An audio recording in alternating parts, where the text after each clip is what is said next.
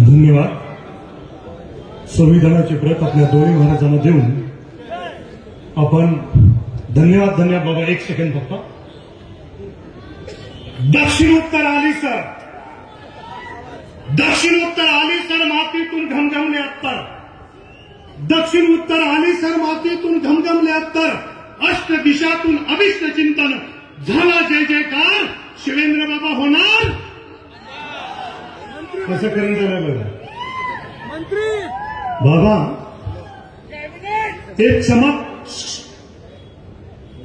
चमक सूरज की नहीं बाबा, एक चमक सूरज की नहीं अपने किरदार की है बाबा, ये चमक सूरज की नहीं अपने किरदार की है.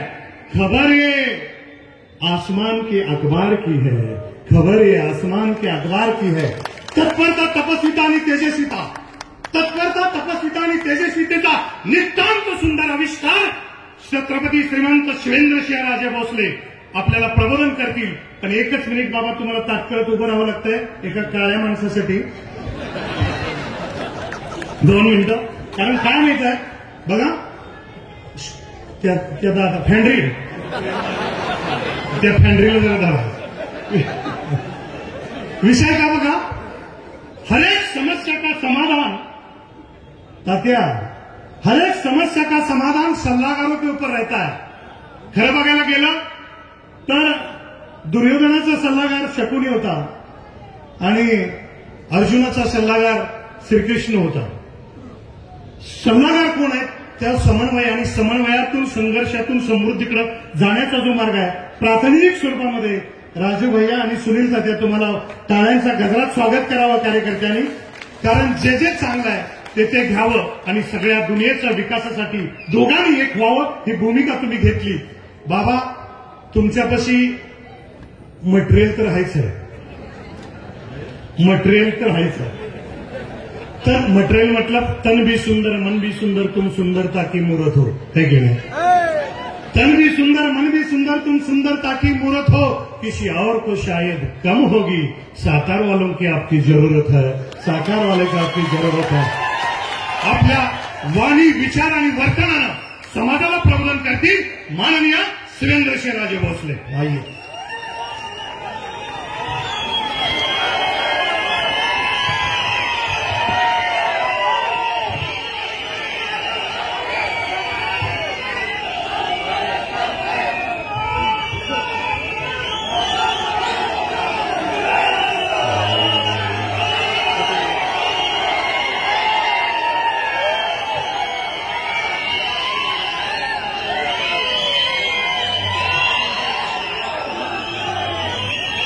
छत्रपती शिवाजी महाराज की, छत्रपती शिवाजी महाराज की, धर्मवीर छत्रपती संभाजी महाराज की जय भवानी, जय भवानी. भारत माता की, भारत माता की. आता एक मिनिट.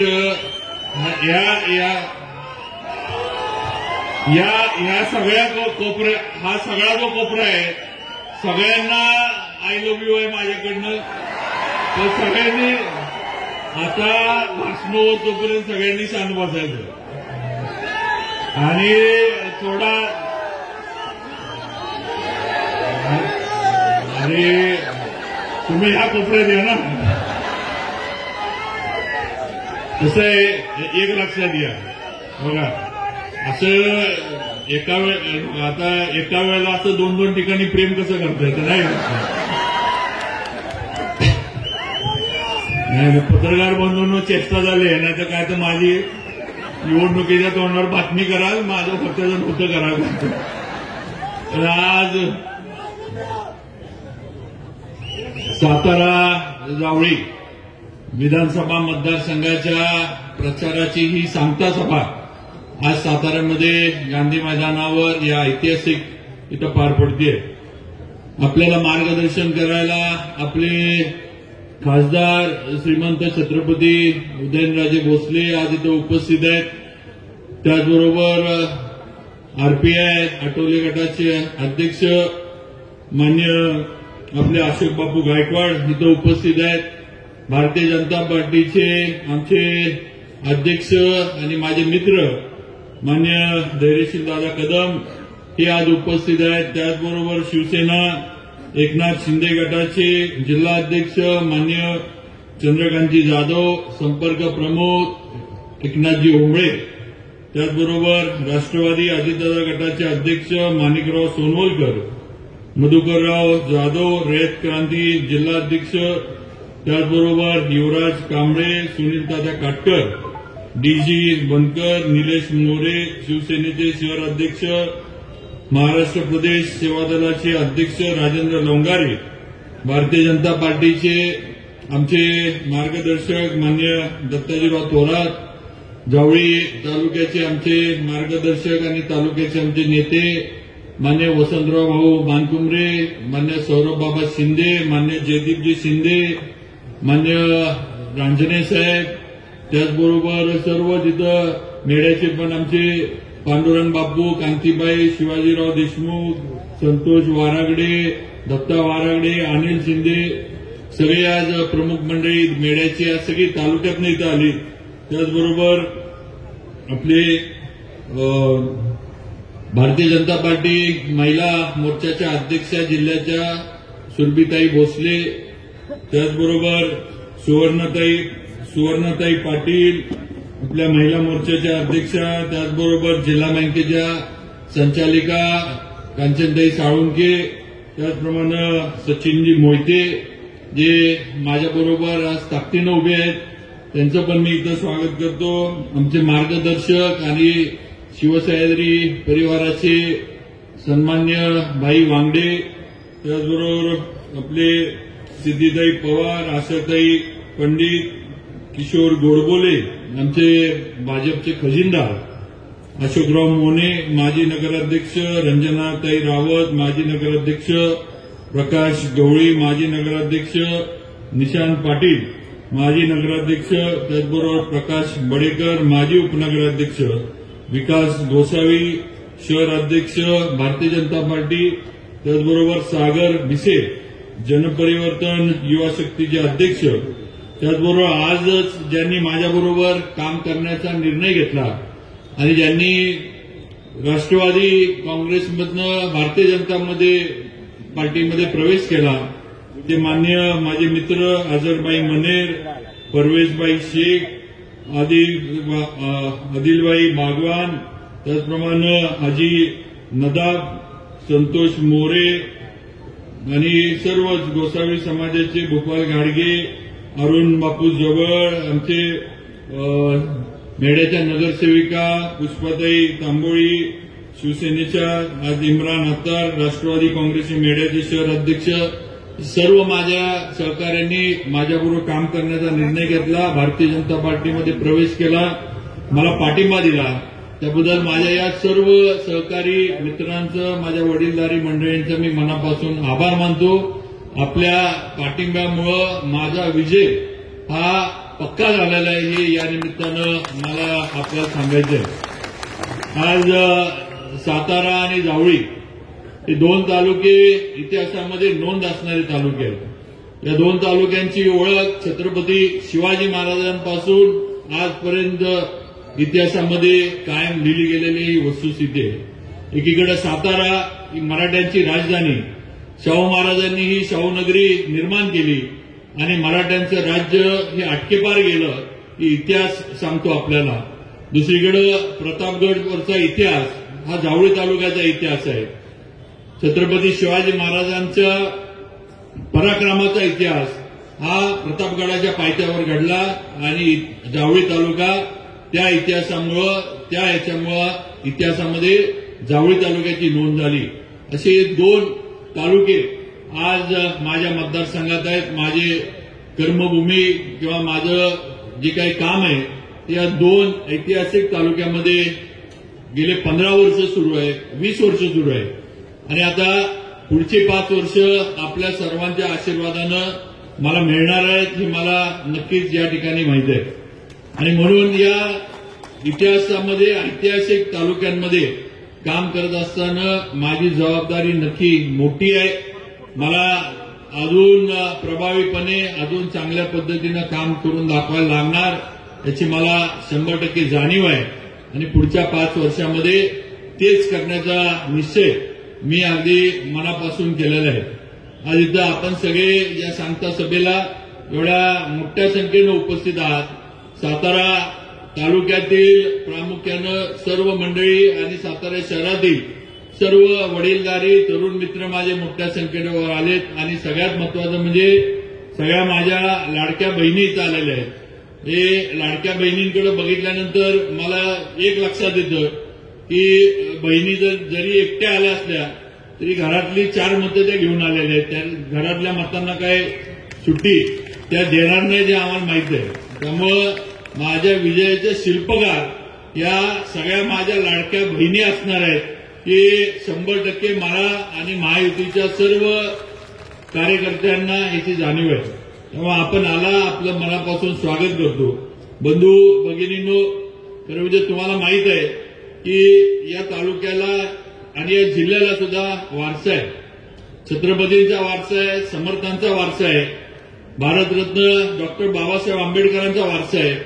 आज या राजवाड्याच्या पुढे आपण इथं गांधी मैदानावर आहे की प्रतापसिंह हायस्कूल या ठिकाणी डॉक्टर बाबासाहेब आंबेडकरांनी शिक्षण घेतलेलं आहे. हे तुम्हाला आम्हाला सगळ्यांना माहीत असलं पाहिजे आणि म्हणून आज एवढा वारसा असणारा आपला तालुका, आपला जिल्हा, आपला जावळी तालुका आज आपण सगळेजण या जिल्ह्यामध्ये आपण राहतो याचा अभिमान तुम्हाला मला सगळ्यांना आहे.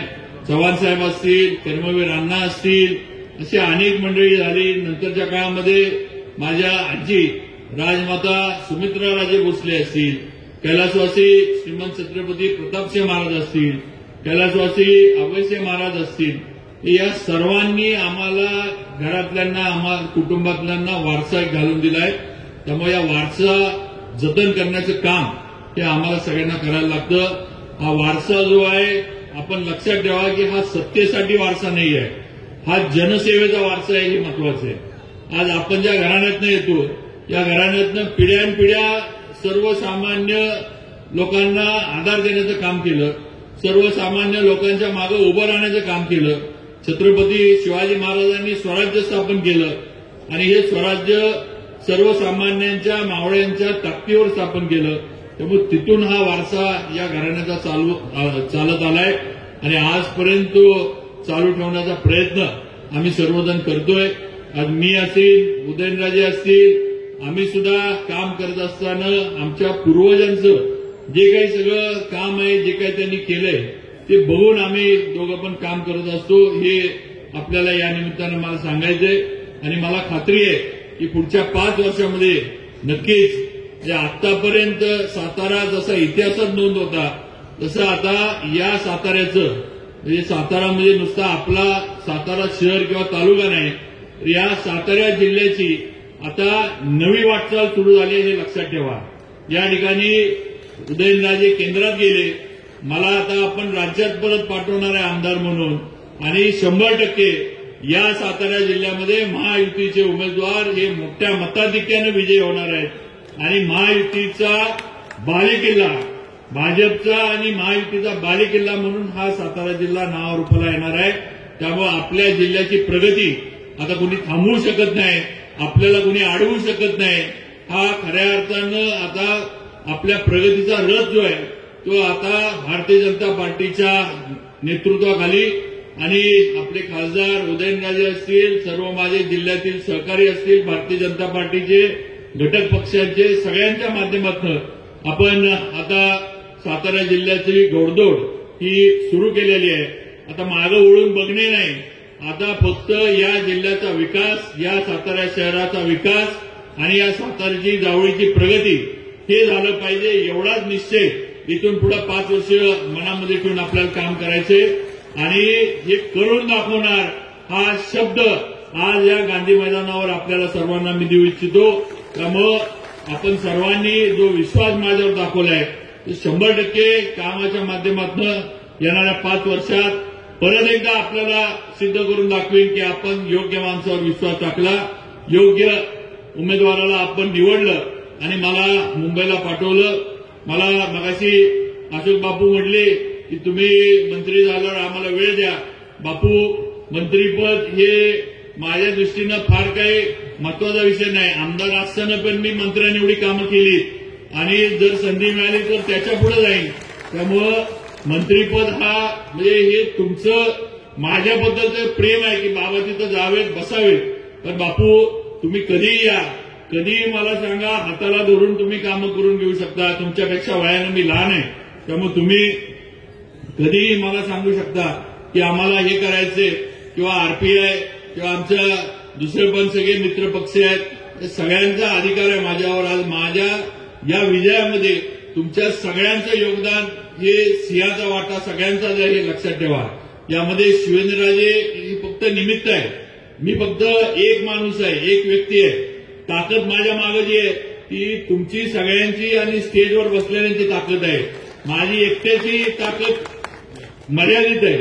तर तुम्ही माझ्या मागे उभं राहिलाय, तुम्ही माझ्यावर विश्वास ठेवलाय आणि पुढे जाण्याचा आदेश हा तुमच्या माध्यमातून मला मिळालाय. त्यामुळे माझी ताकद आहे, हे आपण सगळ्यांनी लक्षात ठेवावं. त्यामुळे नक्कीच आपल्या सर्वांना केंद्रबिंदू मानून मी काम करत राहीन. माझे सर्व घटक पक्षातील इथं असणारे नेते, कार्यकर्ते, या सगळ्यांना माझा शब्द आहे की आपण एवढ्या दिलदारपणे मला निवडून देण्यासाठी सगळं जे काही आटोनात प्रयत्न आपण करताय त्याबद्दल आपले मनापासून आभार.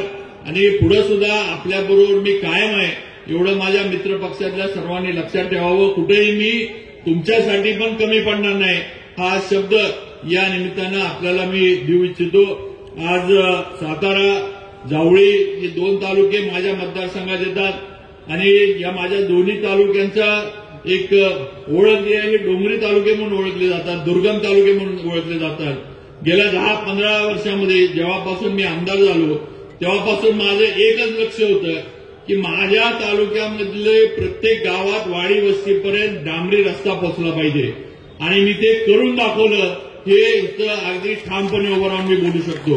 आज माझ्या गाडदेव सारखं टोकाचं गाव असेल महाबळेश्वरच्या इथलं, किंवा माझं बोरगाव मोठं बागायती गाव असेल, किंवा परळी तालुक्यातलं शेवटचं परळी विभागातलं जांभे हे पाटणच्या हद्दीवरचं गाव असेल, आज प्रत्येक गावाला आत्ता जरी जायचं म्हटलं तरी तुम्ही डांबरावरनं पोचता. ही वस्तुस्थिती, हकीकत आज या तालुक्यामध्ये मला निर्माण करता आली. आज त्याचा उल्लेख सुरभीताईंनी केला. या सातारा शहरातले रस्ते देवेंद्रजी फडणवीसांच्या माध्यमातून आपण बघा, आपण कॉन्क्रीटचे रस्ते आता साताऱ्यात चालू केले. तेव्हा आता सातारची नवीन ओळख ही आपल्या इथली सुरू झालेली आहे. त्यामुळे 100% हा मोठा बदल सातारच्या प्रगतीमध्ये होणार आहे. आज सातारची हद्दवाढ झाली. आज सातारा पर्यटनाच्या दृष्टीनं पुढे चाललाय. आज आपण जर मुंबईच्या लोकमत मधली एक बातमी वाचली तर आज नवीन महाबळेश्वरचा जो प्रकल्प होऊ घातलेला आहे त्याच्या बऱ्याचशा माहित्या मुंबईच्या लोकमतच्या एडिशनमध्ये आल्या. तुम्ही माहिती घ्या. आज नवीन महाबळेश्वरमध्ये सातारा, जावळी हे दोन्ही तालुके त्याच्यामध्ये आलेले आहेत आणि फार मोठ्या प्रमाणावर पर्यटक येण्यासाठी, पर्यटन वाढण्यासाठी ज्या काही गोष्टी गरजेच्या आहेत याच्या माध्यमातून होणार आहे आणि त्याचा पाठपुरावा आम्ही सगळेजण करतोय, हे आपण सगळ्यांनी लक्षात घेतलं पाहिजे. त्यामुळं पर्यटन ही इंडस्ट्री साताऱ्यामध्ये वाढेल कशी, ज्याचा उल्लेख ताईंनी केला की आपल्या इथलं जे नैसर्गिक आपलं सगळं वातावरण आहे ते फार सुंदर आहे, अनुकूल आहे. त्यामुळे इथं बाहेरनं पर्यटक आले पाहिजे. जे पर्यटक येत आहेत ते साताऱ्यामध्ये, परिसरामध्ये राहिले पाहिजे. महाबळेश्वरला जी गर्दी होती ती थोडी आपल्याकडे आली पाहिजे. हा प्रयत्न या सगळ्या आमच्या ह्याच्या पर्यटनाच्या ह्याच्यातला आहे, हे आपण लक्षात घ्यावं. आणि म्हणून माझी आपल्याला विनंती आहे की आता आपल्याला कुणीही थांबवू शकत नाही. आपण आता पुढे निघालोय, आपली वाटचाल सुरू झालेली आहे. गेले 20 वर्षामध्ये तुमचा आमदार म्हणून मी जे काम केलं ते तुम्ही सगळ्यांनी बघितलेलं आहे. कधीही खोटं काहीतरी सांगितलं किंवा वेळ मारून नेण्यासाठी काय सांगितलं असं कधी झालं नाही, ही वस्तुस्थिती आहे. आज एवढा माझा मित्र परिवार, एवढी तरुणांची शक्ती आज माझ्या मागे उभी आहे की काय त्यांना काही देऊन आणलेली ही शक्ती नाही किंवा देऊन आणलेले माझे मित्र नाही. तर आज यांचा विश्वास, यांचं प्रेम कामाच्या माध्यमातून आणि यांच्या अडीअडचणीला यांच्याबरोबर मी उभा राहिलो, म्हणून आज एवढा माझा मित्रपरिवार साताऱ्यामध्ये वाढला किंवा आहे किंवा जावळी तालुक्यामध्ये वाढला ही वस्तुस्थिती आहे. आणि म्हणून हे कमवलेलं प्रेम आहे हे कधीही कमी होणार नाही, हे वाढत जाणार ही वस्तुस्थिती आहे. मला आपल्याला एवढंच सांगायचंय, जास्त वेळ आपला घेणार नाही, बराच वेळ आपण बसलाय आणि सांगता सभा आहे. मला आता वर्ण इथनं आपल्याकडनं बघितल्यावर मला एवढंच दिसतंय की 23 तारखेला इथं जे बसलेले आपण सगळेजण आहे, इथं अशीच सभा होणार आहे, फक्त तुम्ही गुलालात असणार आहे एवढं लक्षात ठेवा. गुलाल परमेश्वरानं गुलाल आपल्याला अगदी असा देऊ केला. आता फक्त 20 तारखेला तो आपण परमेश्वराकडनं हातात घ्यायचा आहे आणि तुमच्या आमच्या सगळ्यांच्यावर उधळायचं आहे एवढं लक्षात ठेवा. बाकी मला विरोधकांबद्दल काही बोलायचं नाहीये, कारण त्यांच्याबद्दल बोलण्यासारखं आहेच नाही, काही केलेलं नाही, काही घेणं नाही देणं नाही, नुसतं उभं राहायचं म्हणून ही मंडळी उभी राहिलीत. त्यामुळे यांच्यावर काय बोलायचं, काय टीका करायची. काम केलं असेल तर आपण चुका काढू शकतो, त्यांनी कामच केलेलं नाही त्यामुळे चुका काय काढणार यांच्यातल्या, अशी आताच्या विरोधकांची परिस्थिती आहे. मी आपल्याला एक सांगतो की मी आणि उदयनराजे आज आम्ही एकत्र आहे. आमच्यात संघर्ष होता, आम्ही लोकसभेच्या आधी देवेंद्रजी वगैरे आम्ही बसलो आणि संघर्ष हा संपला. आपण सगळ्यांनी ताकद लावली आणि महाराजांच्या अटीतटीच्या निवडणुकीमध्ये आपण ताकद सगळ्यांनी, म्हणजे नुसतं मी नाही तर सगळ्यांनी, त्यांच्याबरोबर असणाऱ्या सर्व कार्यकर्त्यांनी, माझ्याबरोबर असणाऱ्या सर्व कार्यकर्त्यांनी आपण ताकद लावली आणि स्वातंत्र्यानंतर पहिले भारतीय जनता पार्टीचे खासदार दिल्लीत आपण उदयनराजेंना पाठवलं. ही हकीकत, ही वस्तुस्थिती ही आपण घडवून दाखवलं. त्यामुळं आपलं नक्कीच तेवढं वजन आणि तेवढा दबदबा आज दिल्लीपर्यंत उदयनराजेंच्या माध्यमातून आज पोहोचलेला आहे. आज नरेंद्र मोदींची ताकद आपल्या मागे आहे, राज्यात देवेंद्रजींची ताकद आपल्या मागे आहे. त्यामुळे आता आपल्याला मागं वळून बघायला लागणार नाही. आज भरभरून निधी हा सातारसाठी, जावळीसाठी केंद्रातनं राज्यातनं हा आता 100% येणार आहे. त्यात कुणीही ब्रेक लावू शकत नाही, हे आपण लक्षात ठेवावं. आज राज्यात परिस्थिती आपण बघतोय, महायुतीचं सरकार येणार ही आता काळ्या दगडावरची रेस झाली आहे. आता महायुतीला महाराष्ट्रामध्ये कुणी थांबवू शकत नाही. त्यामुळे आपल्याला पण सगळ्यांना आता नुसतं सातारा जावळी नाही तर माझी विनंती आपल्याला ही आहे की आपल्या जिल्ह्यात असणारे सर्व महायुतीचे उमेदवार, मग ते भाजपचे असतील, शिवसेनेचे असतील किंवा आरपीआय असू दे, आपल्याबरोबरचे कुठल्या पण पक्षाचे उमेदवार असतील, या सर्वांना निवडून आणण्यासाठी आपण प्रयत्न केला पाहिजे. आपले पाहुणे रावळे मित्रपरिवार जिथं असतील त्यांना सांगितलं पाहिजे की महायुतीच्या उमेदवाराला विजयी करा, महायुतीच्या उमेदवाराला निवडून द्या. आज शेतकऱ्यांचा खरा सन्मान कुणी केला असेल तर पंतप्रधान नरेंद्र मोदींनी केलाय. आज भगिनींचा, बहिणींचा खरा सन्मान कुणी केला असेल तर एकनाथ शिंदे, देवेंद्रजी आणि अजितदादांनी केलाय. आज शेतकऱ्यांना खरा न्याय कुणी दिला असेल तर आपल्या महायुतीनं दिलाय. सगळं तुम्ही बघा. आज गरिबांना कुणी मदतीचा हात दिला असेल तर आपल्या भारतीय जनता पार्टी, नरेंद्र मोदी आणि महायुतीनं दिला, ही वस्तुस्थिती आहे. आपल्याला शेतकरी सन्मान योजनेचा पैसा मिळतो, आपल्याला मोदींच्या माध्यमातून मुद्रा लोन मिळतात. आज आपल्याला मोफत धान्य केंद्र सरकारच्या माध्यमातून, मोदीजींच्या माध्यमातून मिळतंय. आज राज्यामध्ये आपल्याला लाडकी बहीण योजना या आपल्या तिन्ही भावांनी दिली. आज लाईट बिलं आपली माफ करून दिली. आज 7.5 HP पर्यंतची सगळी शेतकऱ्यांची लाईट बिलं ही थकबाकी सकट माफ केली. परवा मी नागठाण्याला सभेला गेलो होतो, त्यावेळेला तिथं मी माझ्या तालुक्यातील बामनोलीचा एक किस्सा सांगितला की बामनोलीतल्या शेतकऱ्यांनी मला सांगितलं की आमच्या गावातली 5 कोटीची लाईट बिल माफी झाली आहे, 5 कोटीची. मी म्हणलं बामनोली तसं नागठाण्यापेक्षा छोटं गाव आहे, म्हटलं नागठाण्याचा आकडा किती असेल मला माहित नाही. त्यावेळेला माझे तिथले जे उमेदवार भाजपचे आपले आहेत मनोजदादा म्हणले की नागठाण्यामध्ये 20 कोटीची माफी राज्य सरकारकडनं लाईट बिलाची मिळाली आहे. ह्या रकमा छोट्या नाहीये. ते शेतकऱ्याला खऱ्या अर्थानं त्याच्या पायावर उभा करण्याचा निर्णय महायुती सरकारनं आणि देवेंद्र फडणवीसांनी घेतलाय, लक्षात ठेवा. आणि म्हणून माझी आता विनंती आहे की ज्यांनी दिलंय त्यांच्या मागे उभा राहण्याची वेळ आली आहे. आपण वेगळ्या भावनेच्या याच्यामध्ये जाऊन कोणतर काहीतरी भावनेला हात घालतंय म्हणून आपलं नुकसान करून घेणार आहे. राज्याची प्रगती जर आपल्याला करायची असेल तर राज्यामधलं आणि केंद्रामधलं सरकार हे एका विचाराचं असलं पाहिजे, हे आपण सगळ्यांनी लक्षात ठेवलं पाहिजे. नुसतं विधानसभा मतदारसंघ किंवा माझा तालुका, माझं गाव, माझा जिल्हा परिषद गट आणि त्याच्यामध्ये माझ्या एकामेकातल्या आपल्या कुरघोड्या ह्याच्यापुरतं जर आपण मर्यादित राहिलो तर आपण राज्याचं नुकसान करणार आहे. शेवटी आपण महाराष्ट्राचे सगळेजण नागरिक आहोत. राज्याची पण जबाबदारी आपल्यावर आहे. राज्याची प्रगती जर करायची असेल तर केंद्र आणि राज्य सरकार हे एका विचाराचे पाहिजे. जर इथं वेगळ्या विचाराचं सरकार आलं तर संघर्ष केंद्रात आणि राज्यात सुरू होणार आणि महाराष्ट्र मागे पडणार, हे आपण लक्षात ठेवा. तेव्हा आज केंद्रात भाजपचं विचाराचं सरकार आहे आणि मोदीजी तिथं द्यायला बसले.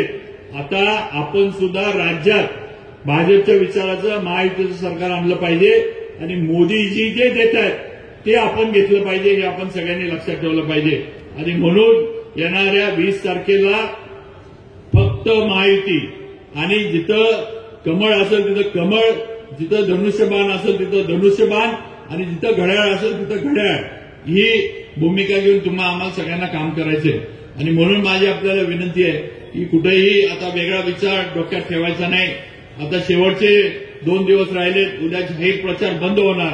आता गावोगावी ज्यावेळेला तुम्ही जाल त्यावेळेला गावात जाऊन उद्यापासून बैठका घेणं आणि गावामध्ये सगळ्यांना एकत्र घेऊन सांगणं की आपल्याला महायुतीच्या मागे जायचंय आणि त्याप्रमाणे 20 तारखेला मतदान करून घेणं, हे काम आता आपल्याला करायचंय.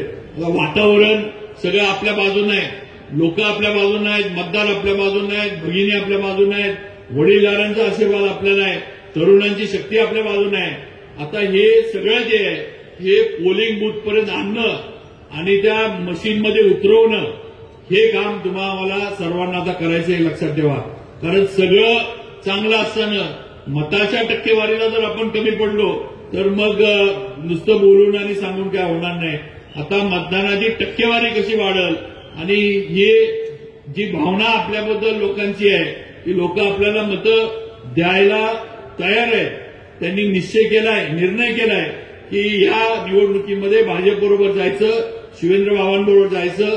त्यामुळे आता हा जो निर्णय आहे हा आपल्याला मतदान केंद्रापर्यंत आणला पाहिजे, त्या मतदाराला तिथपर्यंत आणलं पाहिजे, त्याच्याकडनं ते मतदान करून घेतलं पाहिजे आणि आपला विजय जो आहे हा पक्का केला पाहिजे. गुलाल जो आहे तो घेण्यासाठी आपल्याला हे करायला लागणार आहे, हे आपण सगळ्यांनी लक्षात ठेवा. आणि मी आज आपल्याला एवढंच सांगतो की इथून पुढे सातारच्या विकासामध्ये, जावळीच्या विकासामध्ये कुठेही काही आम्ही दोघं कमी पडणार नाही. पूर्वीचं संघर्षाचं राजकारण हे आता संपलेलं आहे.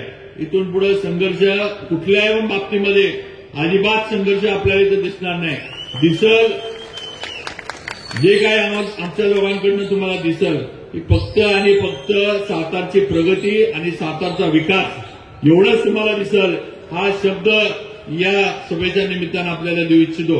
माझी आपल्याला विनंती आहे की सगळ्यांनी या 20 तारखेला आपला हे होणारे जे मतदान आहे महायुतीचा, भाजपचा उमेदवार म्हणून कमळाच्या समोरचं बटन दाबून आपण मला द्यावं.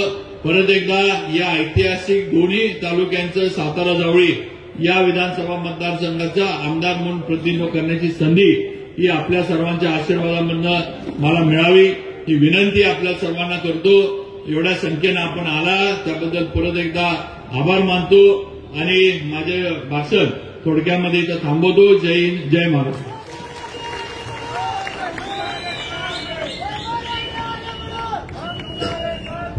धन्यवाद बाबा. कुठे भेटलेले जीव बाबा, कुठे भेटलेले जीव जिव्हाळ्याचे केले, कुठे कुठे भेटलेले जीव जिव्हाळ्याचे केले. प्रत्येकाच्या मनामनात तुम्ही आधीच आमदार झाले, प्रत्येकाच्या मनामनात तुम्ही आधीच आमदार झाले. महाराष्ट्रामध्ये राबणाऱ्या योजनांचा सातारा जिल्ह्याला, सातारा जावळी विधानसभा मतदारसंघाला जर सिंहाचा वाटा मिळायचा असेल तर तिथं शिवेंद्र सिंहालाच गेलं पाहिजे. कोला लांडग्याचं काम नाही, ते जनतेने ठरवलं आहे. यानंतर बाबा एकच फक्त कळकळीची विनंती उदयनरावजी आणि तुम्हा दोघांना.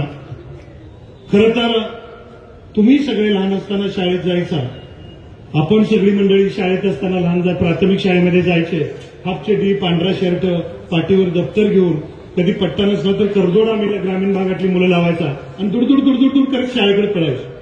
आई कामात असायची, हाक मारायची, पिलू इकडे, आपण उशीर झालाय का आई इकडे, हळूच जवळ बोलवायची आणि काजळाची डबी घ्यायची आणि तीट लावायची. का? दृष्ट लागू नये म्हणून. आज तुमच्या लेकीला आणि एकीला दृष्ट लागू नये म्हणून काजळाच्या जागी मला काजळाचा डबा बोलवला. त्या संयोजकांना मी धन्यवाद देतो. ते राजूभाई आणि सुनील काटकर हे दोघं जण कुठनं मला बोलवून आणलाय, तर तुम्हाला धन्यवाद देतो.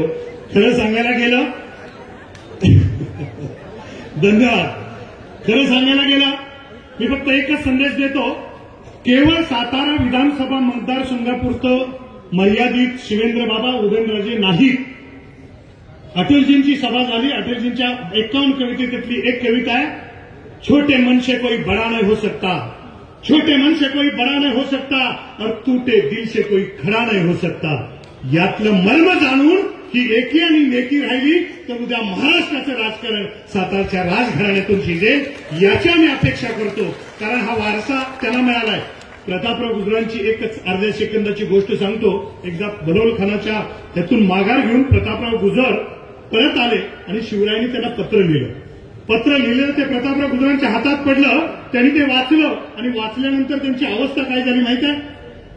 वर चढली भिवई, पत्रकार बंधू, वर चढली भिवई दात दाबती ओठ, वर चढली भिवई दात दाबती ओठ, छातीवर तुटली पदबंधाची गाठ, डोळ्यात उठे काहूर ओलावे काट, म्यान्यातून उसळे कुरु इमानी पात, वेगात दवडले वीर मराठे सात, वेगात दवडले वीर मराठे सात.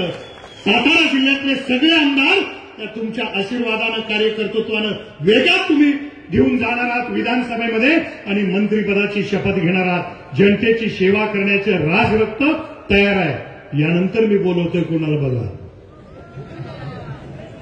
ज्यांचा खेळ बी मोठा आहे, ज्याचं बळ बी मोठं आहे, ज्याचा खेळ बी मोठा आहे, ज्याचा बळ बी मोठा आहे. मित्रत्वाच्या नात्यानं हक्कात ज्याला अरे तुला हाक मारली तर कंबरट्यात लात घालून परत कवेत घेतं, असलं मोठ्याच्या मोठा आशीर्वाद देणारं नेतृत्व जवळ आहे. शोभरांच्या कल्पामध्ये सिंहाचा सूर होणारा, देण्यात येते का मी काय म्हणतो? शोभरांच्या कल्पामध्ये सिंहाचा सूर होणारा, रखरखत्या उन्हात ढासळणारा मुसळधार पाऊस होणारा, सर्पाच्या प्रदेशात गरुडाचं घर होणारा आणि भावासाठी छातीची ढाल होणारा उदयनराजा तुम्हाला आम्ही निमंत्रित करतोय. श्रीमंत छत्रपती उदयनराजे भोसले यांना वेलकम.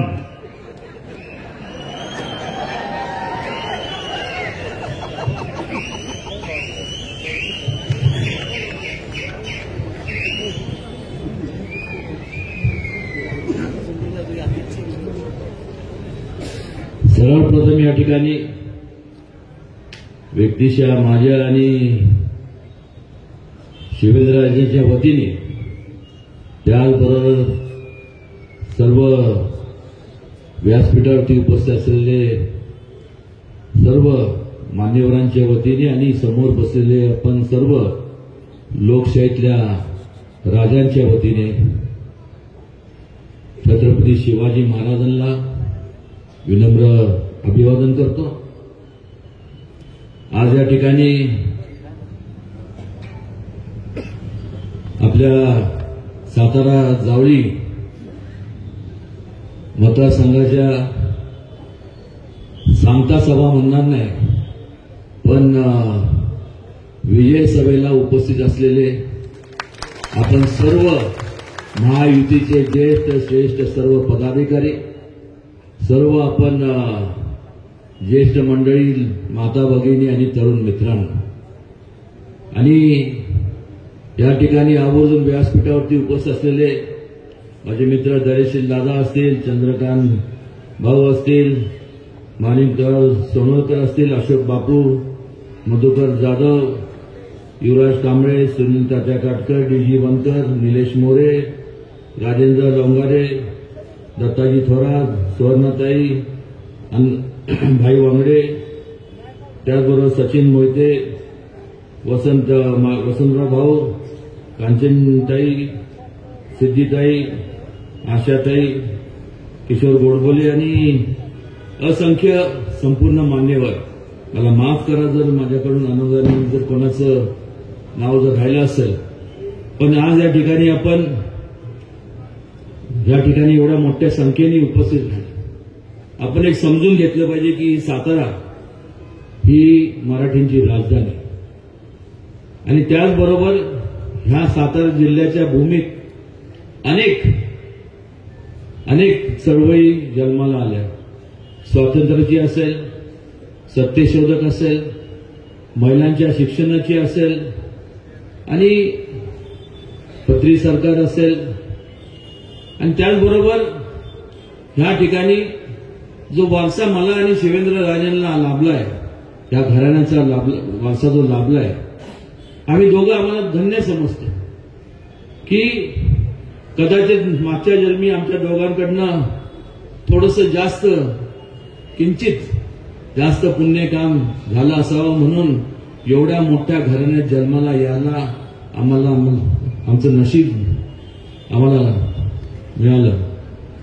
पण मात्र या घराण्याचा वारसा सांगत असताना, या घराण्याचा इतिहास आणि या घराण्याचा वसा पुढे नेत असताना मी असेल किंवा शिवेंद्र असेल, आम्ही दोघांनी एकच विचार केला आणि तो म्हणजे सर्वसामान्य लोक म्हणजे आपण सर्व मतदार बंधू भगिनी, आपण जो आम्हाला आशीर्वाद दिला त्यामुळेच आम्ही खासदार आणि शिवेंद्रराजे आमदार आहेत.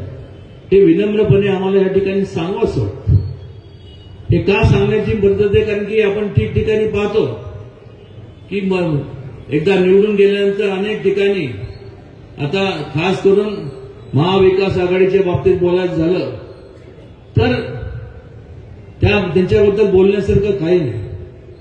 कारण ही लोक यांनी कुठलं कार्य केलं नाही, किंबहुना केवळ सत्ता हासिल करण्याकरता ही यांचे विचार वेगळे आणि त्यामुळे सत्ता हस्तगत करण्याकरता जी कधी त्यांना होणार नाही ते एकत्र आलेले आहेत. या उलट महायुतीचं जर आपण संपूर्ण महायुती म्हणजे एकत्र आली ती विचाराने आली.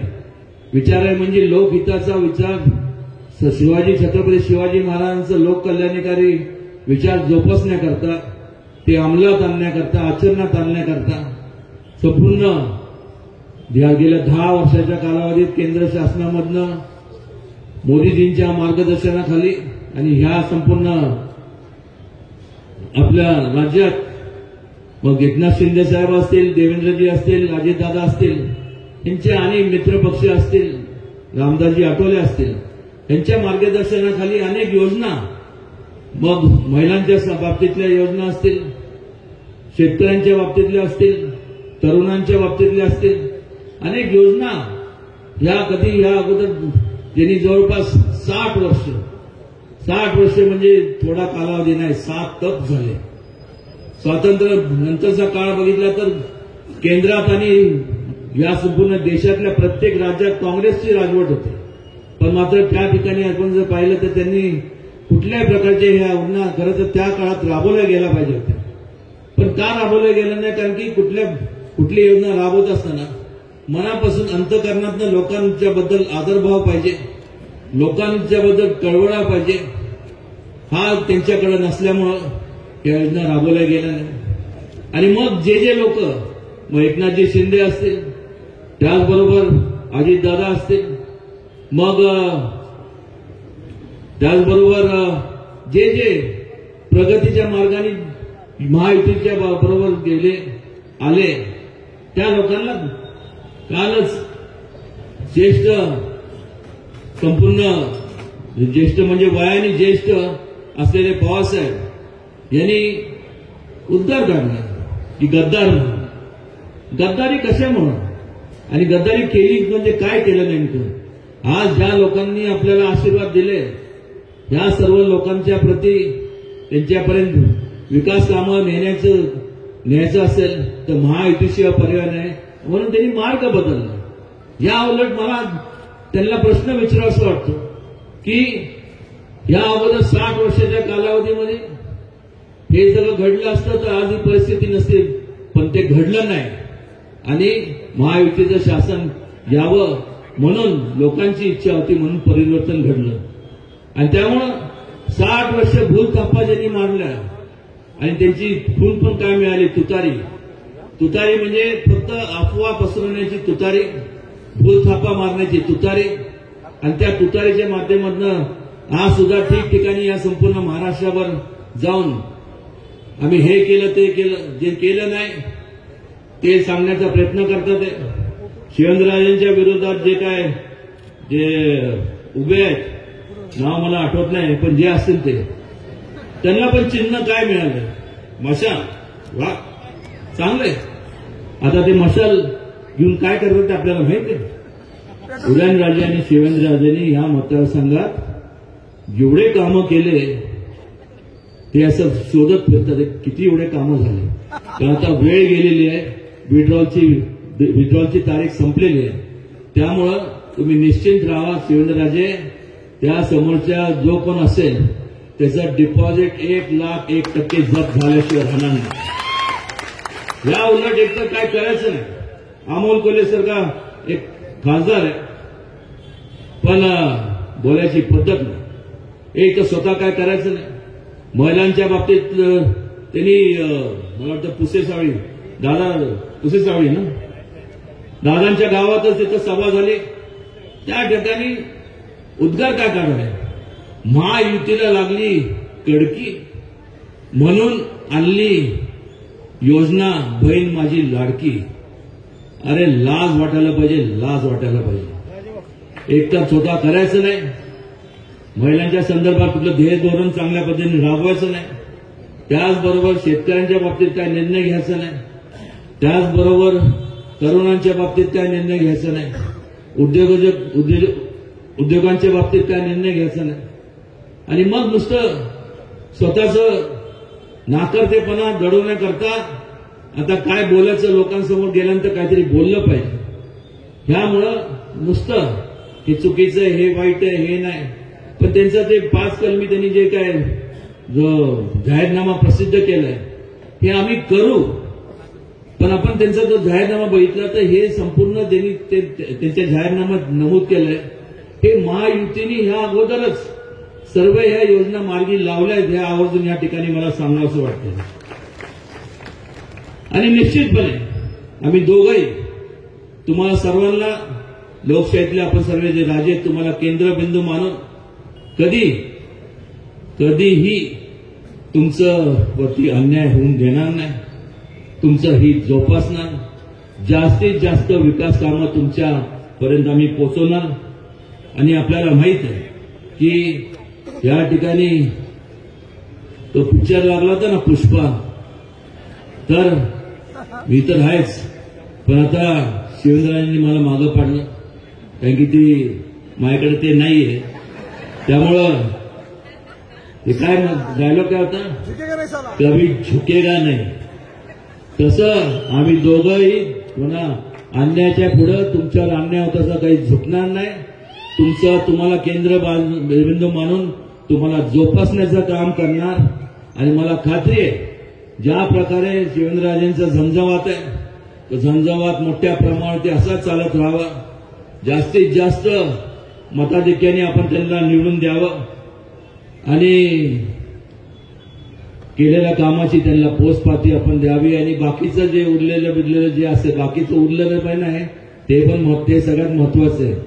ती जबाबदारी कशी पार पाडायची ती माझ्यावर सोपवा, एवढं आश्वासन या ठिकाणी देतो.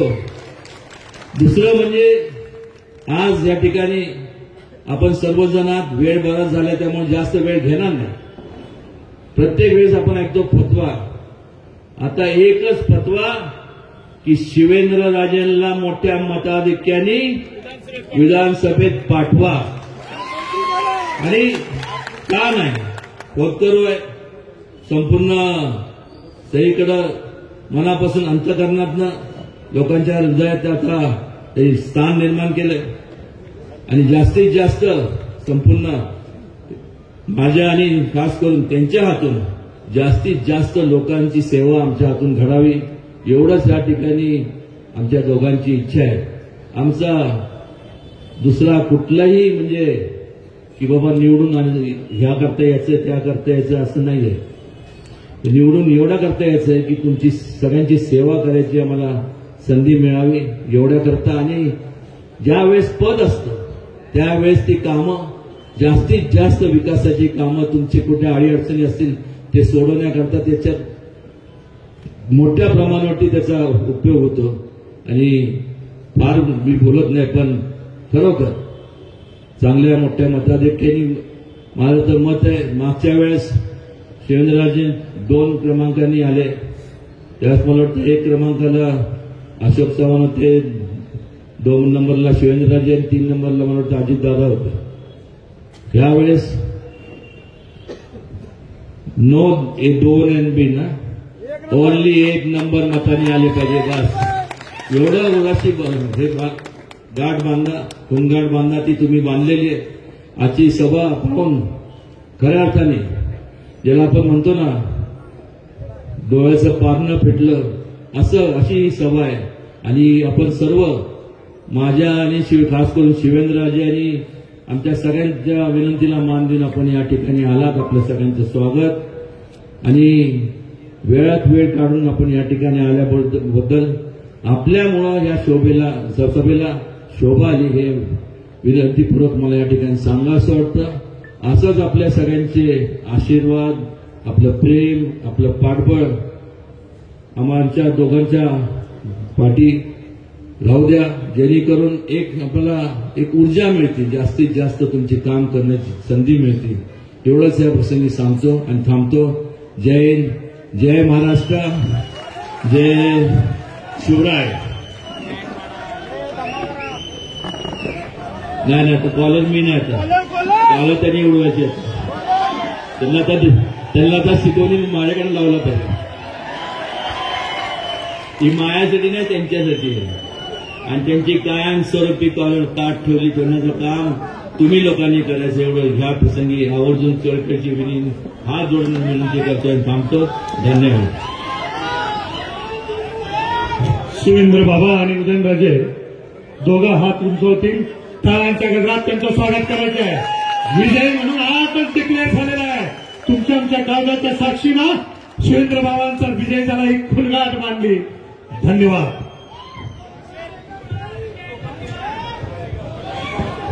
सर्वांनी मिळून एक घोषणा द्यायची आहे. मी बोलणार आहे कहो दिल से आणि तुम्ही सर्वांनी बोलायचं आहे शिवेंद्रराजे फिर से. कहो दिल से शिवेंद्रराजे फिर से.